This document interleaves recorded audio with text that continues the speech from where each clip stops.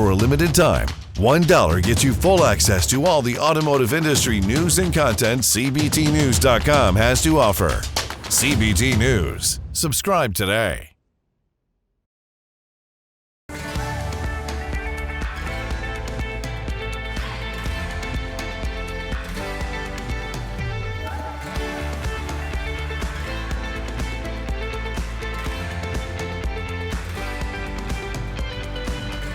Welcome to CBT News with Bridget Fitzpatrick. Good morning, everyone. Welcome back to CBT News. I'm Bridget Fitzpatrick. Thank you so much for joining us. Here's Chris Riggins with today's top stories. Thanks, Bridget. Starting off, a report by energy research company Wood Mackenzie offers the latest glimpse into Tesla founder Elon Musk's struggle integrating a solar energy business into the EV market following the 2016 acquisition of Solar City. The report's findings reveal that Tesla's solar glass project has fallen short of its aim to manufacture 1,000 solar roofs weekly. The automaker has only installed 3,000 systems in the U.S. since touting the technology 7 years ago. Up next, Democrat Senator Joe Manchin from West Virginia is preparing for a legislative fight over how the U.S. Treasury Department interprets battery production and critical mineral sourcing rules in the new Inflation Reduction Act. After missing its statutory year-end deadline in 2022, the Treasury Department is expected to unveil its much-anticipated guidance on tax credits and battery component requirements by today, March 31st. In other electrification news, EV charging network operator EVgo revealed its fourth quarter earnings for 2022. The company reports a narrower loss than expected as demand for chargers from customers boomed. Despite the revenue guidance for 2023 falling short, slightly off Wall Street's predictions, shares increased 8% in pre-market trading on Thursday, March 30th. And wrapping up today, Ford Motor Company Fund, the company's philanthropic arm, is joining Ford dealers across 4 U.S. regions to provide $1 million in scholarship funding to help students pursue automotive technician careers. The 4 U.S. areas implementing the scholarships are Atlanta, Chicago, Dallas, and Phoenix. These scholarships support Ford's greater mission to prepare, empower, and grow the workforce needed to service vehicles and customers in an electrified future. Don't go anywhere. Coming up next is John Devlin, president of the Pennsylvania Automotive Association. We'll be right back. Delivering the news dealers count on for 10 years. Subscribe today and join thousands of other automotive professionals. CBT News, 10 years strong.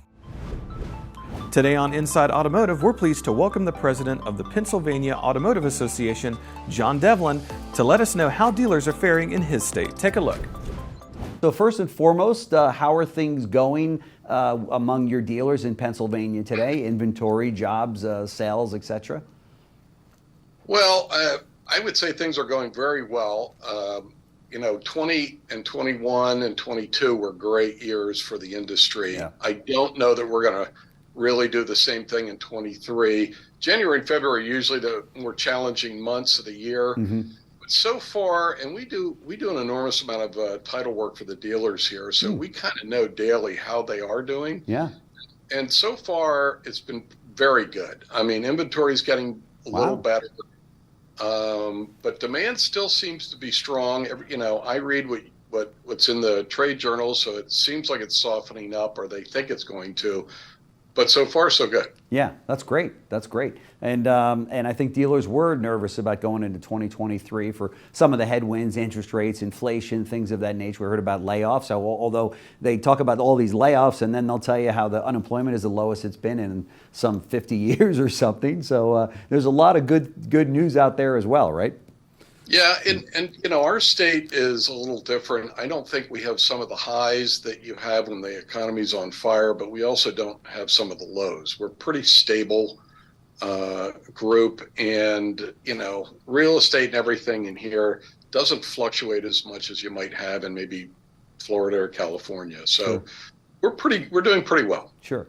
Having said that, are there concerns that you hear from dealers that are kind of common among your members? What do keep them up at night?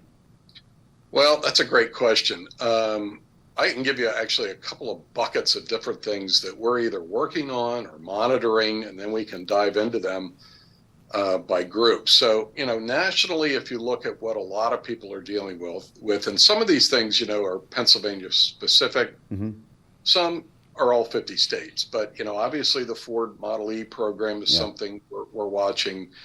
We're also down the road looking at what's going to happen with Volkswagen and Scout and what Honda and Sony are planning with their connections. So that's from a high level, maybe countrywide. Okay. We are also monitoring maybe 10 different states that are proposing franchise law changes, and there's a variety of things in there that we could talk about. So we've got a good pulse on what's happening there. And then there's some legislative things that may be specific to us and are happening, but in different ways across the country, like right to repair, legislation on highly automated vehicles, privacy laws. We also represent heavy trucks, and there's some issues with them and how they match up with CARB. And then we're also involved in things here with our own DOT to get a true e-signature done and a true online transaction. All right, be sure to watch this interview in its entirety right here at cbtnews.com. That wraps up our show for today, but we invite you to join us back here again tomorrow morning for all the latest news and trends impacting the retail automotive industry. And be sure to follow us on TikTok, LinkedIn, Facebook, and Twitter. I'm Bridget Fitzpatrick. Thanks for watching and have a great day. CBT News, your #1 resource for auto industry news and content.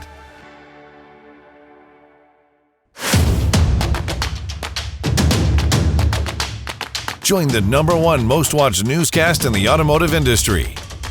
CBT News. Subscribe today.